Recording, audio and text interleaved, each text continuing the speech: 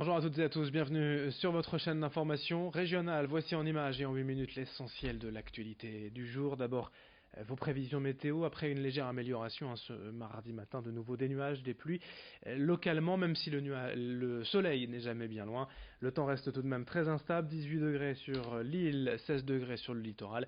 On en reparle, vos prévisions météo complètes juste après ce journal. À la une, tout d'abord, et c'est lié au temps évidemment, le retour des allergies, des graminées notamment. Depuis un an déjà, le site web d'Atmo Nord-Pas-de-Calais propose un service référençant les 26 pollens d'arbres et de fleurs présents dans les Hauts-de-France. Baptisée Pollinaire, la page permet de connaître en temps réel l'avancée de ces pollens allergisants dans la région. En effet, la floraison et donc la pollinisation de certaines espèces ne survient pas en même temps selon que l'on se trouve dans le sud ou le nord de la France, à Calais ou à Lille, d'où l'intérêt de suivre en direct la progression des pollens. La réussite de ce site est d'ailleurs liée à l'action du public, à des bénévoles, des sentinelles qui recensent chez eux ou en balade dans leur jardin ou en forêt ailleurs le type de fleurs et donc de pollen présent. Vous pouvez, si vous êtes intéressé, vous inscrire sur le site d'Atmo. Explication au micro de Vincent Vieillard. Ça peut être tout simplement un noisetier au fond de son jardin ou une graminée aussi au fond de son jardin ou sur un lieu près de chez soi ou un lieu auquel on passe devant régulièrement quand on va travailler par exemple.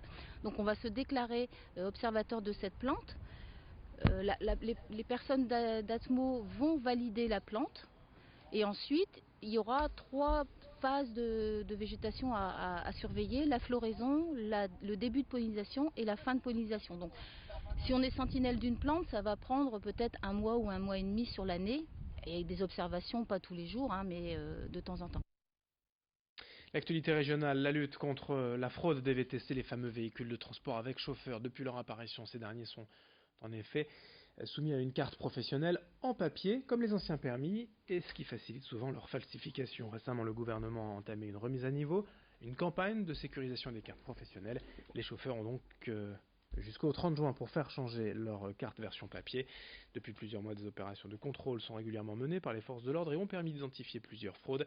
Explication avec le représentant des VTC dans les Hauts-de-France au micro de Margot Sey. Une carte sécurisée, c'est une carte qui va contenir tous les données du chauffeur. Et comme ça, encore faut-il que les agents auront les moyens nécessaires pour contrôler ces données. Il y a 57 000 cartes en papier en circulation encore. Donc le but, c'est d'ici fin 2019, toutes les cartes en papier soient converties en cartes sécurisées. L'actualité nationale est également et ses tags antisémites à la gloire de Mohamed Merah retrouvés hier matin sur la maison de Latifa Ibn Tlaten, la mère d'une des victimes du terroriste responsable des tueries de mars 2012 à Toulouse. Depuis 7 ans, cette femme ne cesse pourtant de délivrer un message de paix, de tolérance, de fraternité. Elle est d'ailleurs passée il y a quelques jours dans la région, à Roubaix, pour évoquer ce combat contre le fanatisme. Latifa Ibn Tlaten avait notamment échangé avec des lycéens pour leur parler de l'importance de l'école républicaine, de la laïcité et du respect. Je vous propose de l'écouter. Elle était le 7 mai dernier à Roubaix au micro de Lucille-Berthe Constant. C'est important quand on sent une ville un peu fragile, un peu sensible.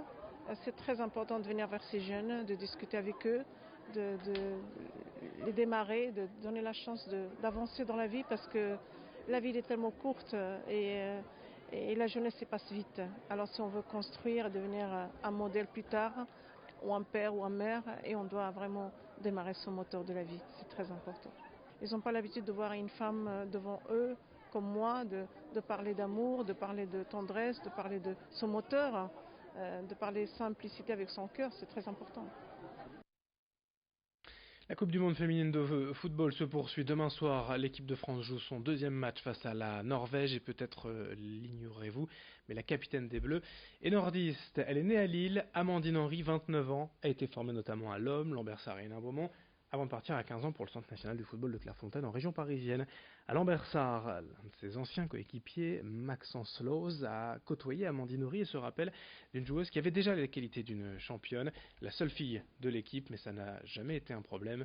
On l'écoute, cet ancien coéquipier de l'actuel capitaine de l'équipe de France féminine de football au micro d'Idil Gunaï. Ce qu'on se disait à l'époque, c'est qu'elle était en plus à un rôle qui était très important, puisqu'elle a toujours été numéro 6 comme aujourd'hui. Donc c'était quand même un poste clé de l'effectif. Et ses qualités, c'est les mêmes qu'aujourd'hui. C'est qu'elle arrivait, de par ses prestations, à tirer ses coéquipiers vers le haut.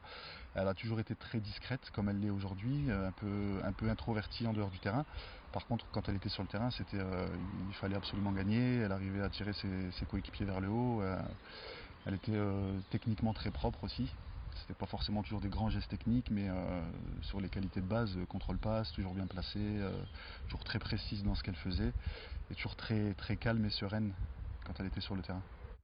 Et puis du football féminin au concours de beauté avec un Mister France Nord-Pas-de-Calais qui revient. La nouvelle présidente du comité, Sandrine Drinel, nous a reçus pour évoquer ce casting le 23 juin au Parc Hôtel de Carvin. Ça faisait 3 ans que le concours n'avait pas eu lieu dans la région.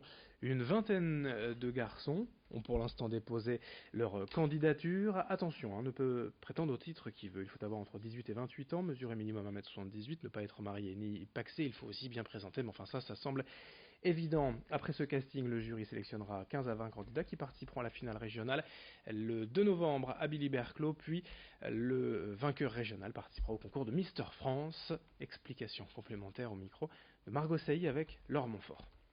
Le casting a lieu le 23 juin donc au Parc Hôtel de Carvin à 15h. Donc les candidats qui sont inscrits sont invités à se présenter donc au casting.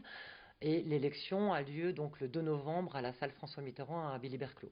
Les candidats qui ne se sont pas inscrits ou qui n'ont pas osé s'inscrire peuvent se présenter directement au casting le 23 juin. Nous prendrons les inscriptions sur place. Ils passeront donc un entretien avec le jury et pourront remplir sur place la fiche de renseignement qu'on fait remplir nous aux candidats sur le site internet. C'est la fin de cette édition régionale. Merci à vous de l'avoir suivi et merci de votre fidélité. Dans un instant, d'autres infos à suivre, vos prévisions météo.